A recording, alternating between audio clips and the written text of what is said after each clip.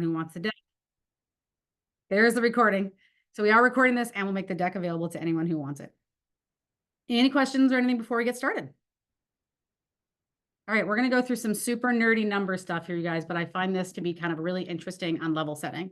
Again, we asked Google to provide us data nationwide and Canada, but this is the United States that we're looking at here for this subset. The exact same thing every quarter for the last 6 years. And what we ask them for is to tell us little things. So when I said, hey, Google, last year, tell me what you predict for 2024 in terms of what's going to happen. The reason I'm showing you this is so you get a sense of here's what they said was going to happen. Here's what actually happened. And then here's what they see. So you get a sense of how good they are at giving this. But last year, Google said, hey, Katie, we predict a 4 to 7% increase in cost per conversions, a 3 to 7% increase in ad depth. For anyone who doesn't know what ad depth is, because I didn't and I had to ask, it's how many times there are paid placements on the page. I did ask this as well. Yes, that includes things like paid placements in local service ads and inside the Google Business Profile, the map pack, there's placements in there. So ad depth increasing is just showing more swings at the plate, which could mean there's more players showing on the page and or affects competitiveness in the auction. So that is why we asked that question. And they were predicting a slight decrease in search volume for plumbing and drains, particularly in the second half of the year. So what did we actually see in 2024? Plumbing costs rose by 12%. So a bit higher than what they had anticipated, but same direction, with a major spike at the tail end of the year. We did see a major spike in cost per plumbing terms at the end of the year. Strong search volume early with a sharp decline at the end of the year. So almost exactly what they said was going to happen. And then the local service ad lead cost increased by 20%. That's our data, not Google. So everything else on here that you're going to see when it comes to search was provided by Google. The LSA data they do not provide, so we added that in there. Any questions so far? So the big question is, what are they predicting for 2025? They are predicting search volume to stabilize a bit, so not the ups and downs we had last year, which was great. A lot of that was election stuff too, right? But they are predicting it to stabilize with a 9 to 10% overall increase. The second half of the year comparatively is going to look like a bigger increase, but that was primarily driven by the decline from last year. So the line is going relatively straight and up, but it'll look better than the second half of this year because there was such a sharp decline last year. Hopefully that makes sense to everybody. If not, we can cover that later. They are predicting for plumbing click-through rates to rise, which is nice. More people clicking to get through. And costs are predicted to increase another 10% on plumbing terms. No shock there. We'll keep cooking. Drains, slight CPC. The prediction was slight cost increase for drain-related terms. Small decline in search volume. And what did we actually see? Almost spot on with what they said. CPC and click-through rates remain nearly unchanged. Costs were only up 2%, which is exactly what they had anticipated. Search volume did increase, but we're really concentrated that first half of the year. There was one major exception to that for something that we track, and that was really specific terms like Roto-Rooter. We did see some interesting declines in. So general plumbing drains terms, relatively flat, a little bit up increase in cost. But more specific terms, also in there are things like leak detection, hydrojetting, and Roto-Rooter, but Roto-Rooter is probably the one we saw the most. We did see some declines in traffic around that. Hopefully this is interesting to you guys. 2025 drain clearing costs are predicted to rise 20%, one of the largest increases, the largest increase coming right where we're going into. And search volume is predicted to decline slightly. So that is not a good trend necessarily, but knowing the data is what will always help us make plans and strategize to get around it. Heating and cooling. This was one of the most interesting ones. So hopefully if you're heating and cooling, this is going to be interesting to you, but this was really fascinating to me. Google had predicted a 3 to 10% increase in costs and a decline in click-through rates. What we actually saw was an 8%, 8% increase in search volume for the first half of the year, major spike in June and July. Shouldn't surprise anyone. Install replacement search volume declined. This was what was so interesting. Even though there was an increase in overall category volume, when you got into the specific install and replacement terms, that was actually down.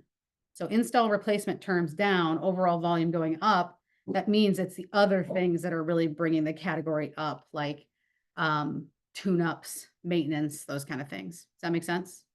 Hopefully, you find it interesting. Ad depth decline, and then click-through rate decline. We are going to continue to see that click-through rate decline. This is what's really been interesting here. They are expecting in 2025 for search volume for heating and excuse me, heating and cooling to rise.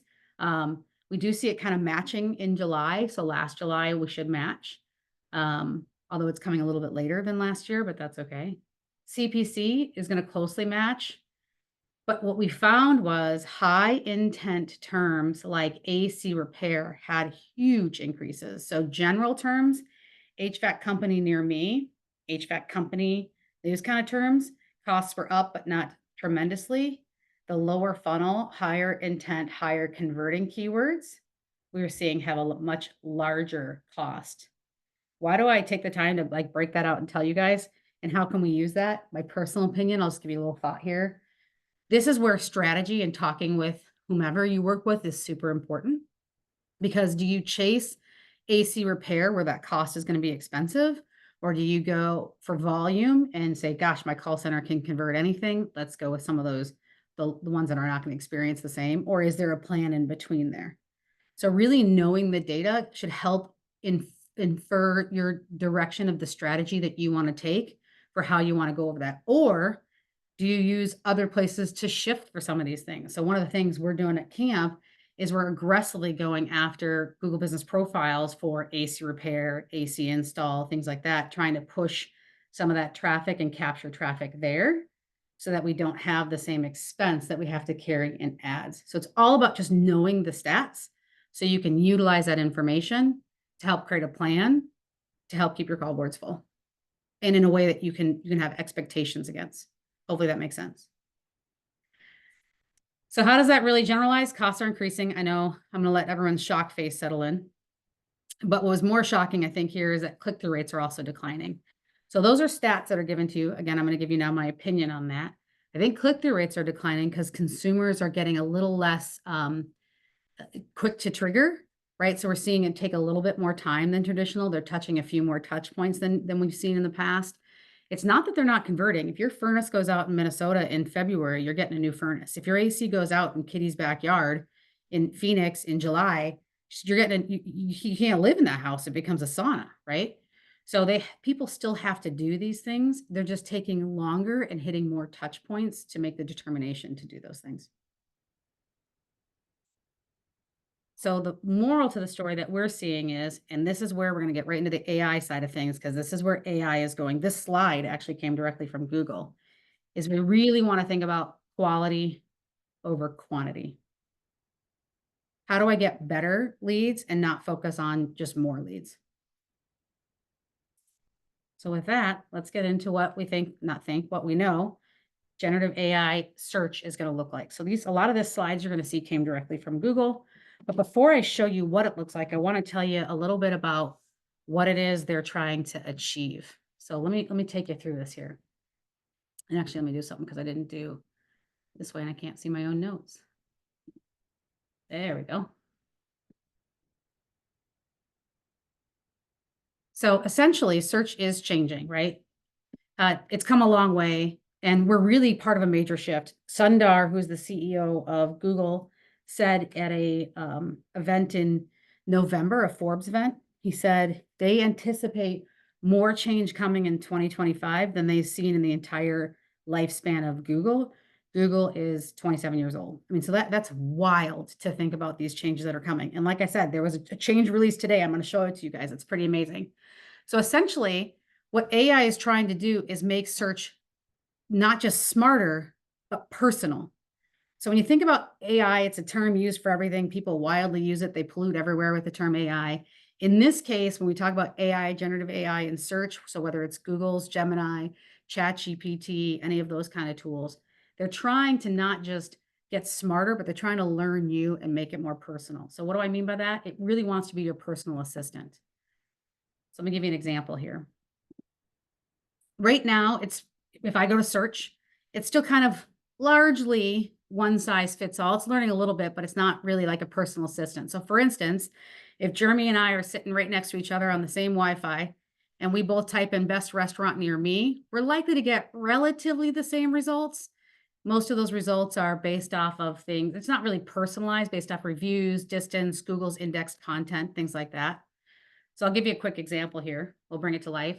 So again, let's say Jeremy's idea of a great night out is a high-end steakhouse. Jeremy, you're a little bougie. Just throw it out there. Big, extensive wine collection. Mine, I'm a greasy burger kind of gal. You and I could be sitting side by side on the same Wi-Fi and the same network trying to decide where to go for dinner. We both search something like best restaurant near me, and we're going to get pretty similar results. Maybe not exactly the same, but pretty similar results based off of, again, like recommendations, what Google's indexed, distance to where we're at, content and review in their posts, things like that. What Google's trying to do, by the way, that burger, that was the only picture I added, the marketing team added the rest, but that just looks delicious to me. What it's really missing is it doesn't really know the difference between Jeremy and I when I do that, right? It's lacking context about me. It ignores preferences and styles. It doesn't realize that I don't have anything that aren't sneakers, so I couldn't get into Jeremy's steakhouse even if I wanted to. It doesn't necessarily align with our personal tastes. Where it's going is it learns you. It's getting personal. So with future search, with generative AI, which again, I'm going to show you actual screenshots here in a second, it wants to be your personal assistant. It wants to get search personal. It learns your preferences, your budget, your style. So we'll go back to that search best restaurant near me. For Jeremy, it's going to bring back a great steakhouse with an amazing wine special. And for me, I'm going to get the dirtiest dive bar burger in town, right? If Jeremy tries to go to my bar and order wine, it's coming out of a box and all. So it works for both people, right? It works for both the business and the restaurant, or the business and the plumber, right? Because my greasy burger bar doesn't want your highbrow bougie attitude coming in, and your expensive restaurant doesn't want me complaining about prices all night long. That's why I actually started with that video. When we have to really think about what Google's really going to be looking at is who is our ideal customer. And I'm getting ahead of myself here in a second, but who's my ideal customer? How do I signal that customer to Google? Do you want the customer that's going to be the maintenance plan, or do you want a DIYer? Do you want a customer who's going to value time and attention and perfection and guarantees and trust over somebody who just wants the job done with duct tape? You got to start signaling that, because that is what Google is going to be building on. They want to know if you're a steakhouse and wine kind of guy, or if you're a greasy burger and cold beer kind of gal. How is that going to, search is no longer generic, it's personal. I got a little ahead of myself there. Sorry about that. So how is that going to look? When you go in and do a search, it's going to start bringing in, I'll kind of show you more of that content and answering the questions in there, and then placing ads. Ads is not going away. This is actually a shot from us from a tool called Perplexity. Ads are not going away. Google generated 200, I think it was $76 billion in ads in 2024. Ads is not going away. How the ads are going to display are going to be different, and how Google's going to bring in more audience signals to rank is going to be different. Making sure you have high quality photos that show and speak to where you do service, what kind of service, what kind of text, what, all of that stuff are going to be really important to help signal to Google. It's going to have the link. So in here, you can actually see it brings up the actual link in here. So you can actually pull up the link and see the information and link right through. It even has the special right in the link. They're already there in some of them that show up. So a lot of people are asking kind of, what do I need to do to show in the ads? You don't really need to do much, but what I can impress upon you for just general search, general generative AI search, not necessarily just the ads, is if I was doing anything, I would try and really define who my customer is, look at my website and see, does my website, does my Google business profile, does my Bing places, does my Yelp, does my Angie profile, my Home Advisor profile, does everything that I'm putting out there reflect the customer that I want? Are you reflecting hamburgers and greasy cold beer, or are you reflecting, and that's, either one's right. I mean, I used to own a bar and restaurant. We served, my husband did, he served cheeseburgers and beer and made a good living doing it. You just got to really, really try and signal to Google who you want to work with, what you want to work with, what's important to you and what's important to your customers. And that will help you come up into that new generative search. Let me give you guys an example here. Oh, that's the new thing. Hang on. If I play this, you guys have to tell me, you can see this? Do you see this or no? Is it playing some? Okay. This is an example of Google's generative AI search. So they typed in, how do I get a grass stain out of jeans?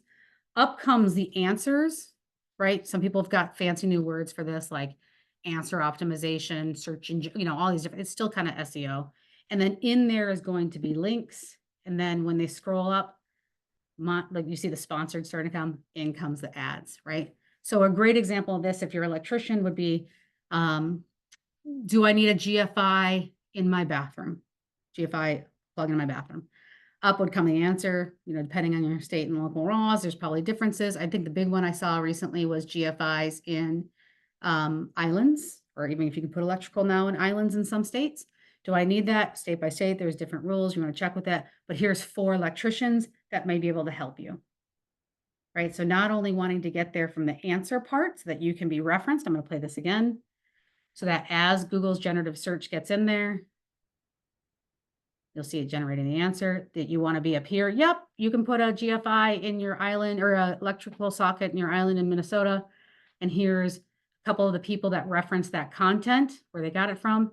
And maybe here's some electricians you can go and who can do it for you today. That makes sense to everybody? Painful? Yes. Okay. This is the new thing that just came out. This was just announced today. Talk about how fast this is changing. And this should give you a sense a little bit more even of where Google's trying to take in all of the data.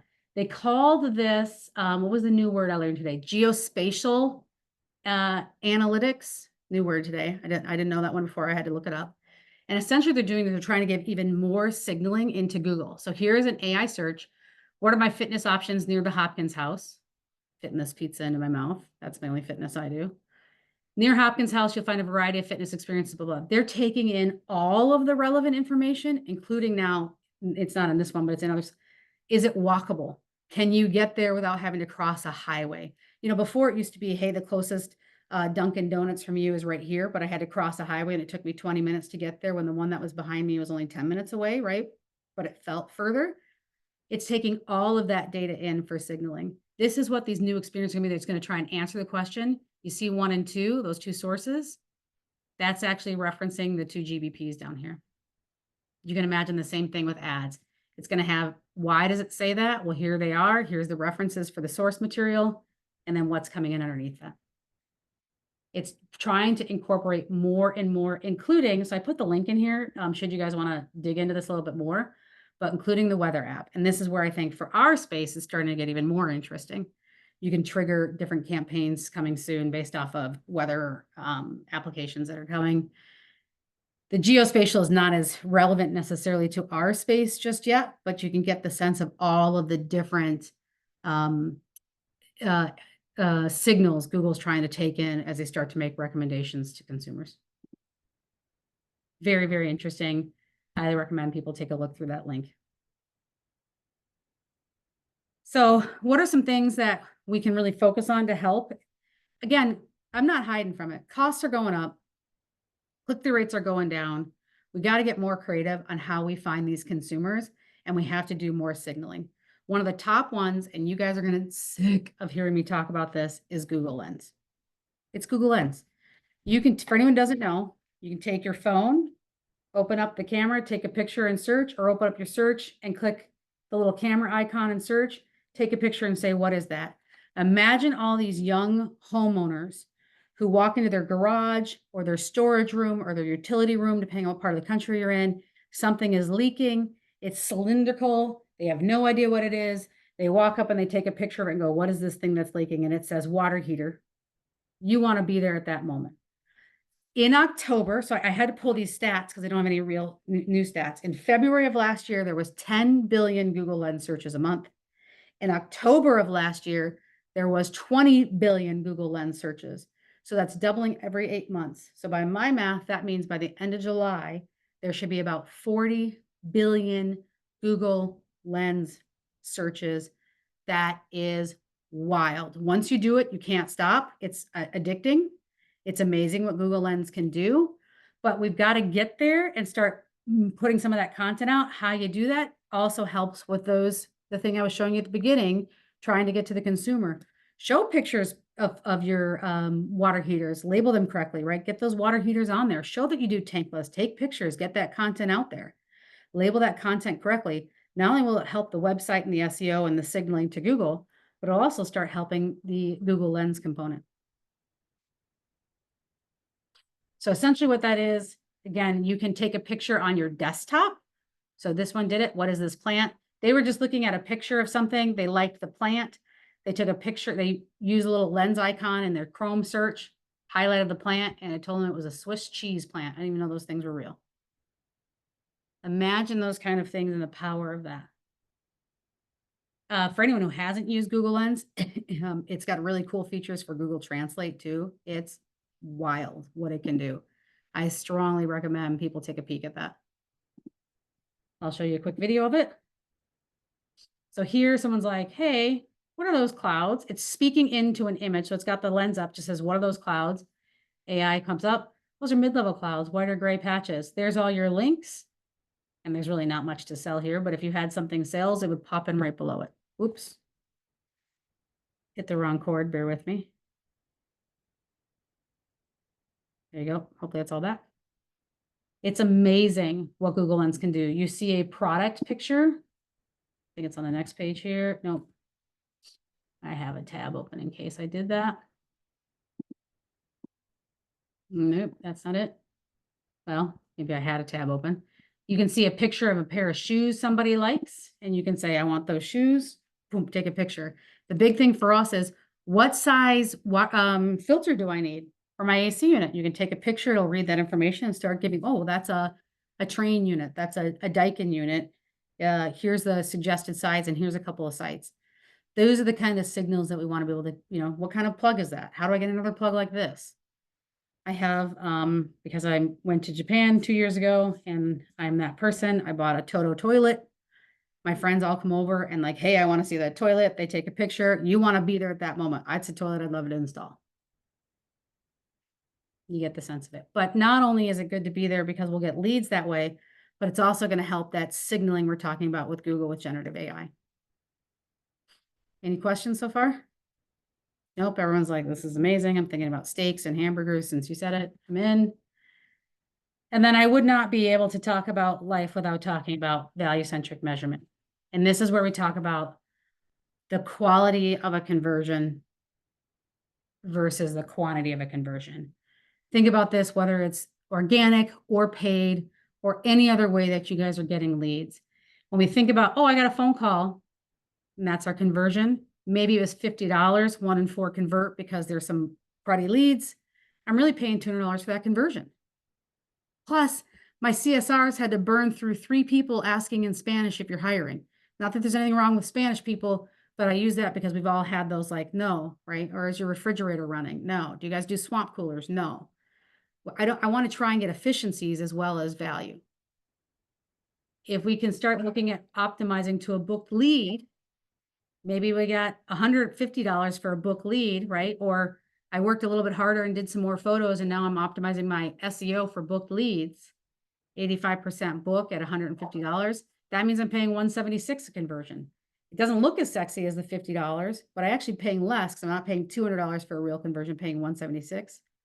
And then when we start optimizing, bringing in first-party data, saying, Google, I want more of these, whether it's paid or organic. Google, I'm giving you more signals.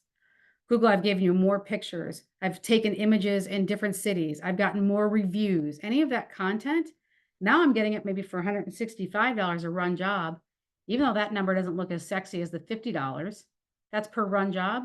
I just saved $35 plus incredible efficiencies on trying to optimize for better conversions by including first-party data, by using things like Google Lens, by putting in customer journey content, right? Making sure that my customer who I want is in there.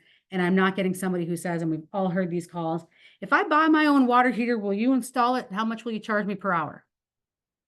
Like that might be your customer. I'm not saying it shouldn't be, but if it's not your customer, that just wasted your CSR's time. Again, the moral to the story with generative AI and with everything is we want to think about quality over quantity, but it's not just going to happen.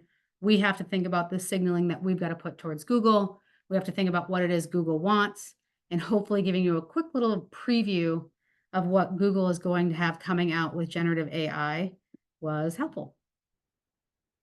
Any questions, concerns, or comments on that?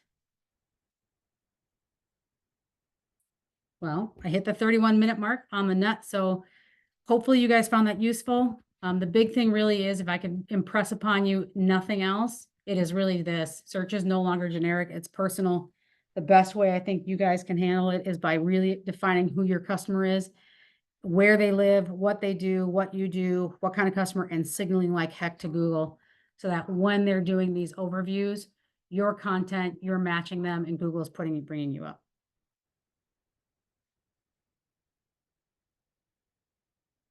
That's what I got for you guys. Hopefully that was helpful. I do see a couple things in the chat here. Oh, happy birthday. That 21st birthday, Kitty, every day and always. Thank you, my friend. Awesome, you guys. Well, then I will leave you with this. We will get a copy of this out to anyone. If you have any questions, whether you work with camp or not, don't care. Happy to always help. I believe really strongly in the trades and everything we do. So if I can help you guys in any way, please, please, please let us know. Hopefully that was helpful. Thank you, guys.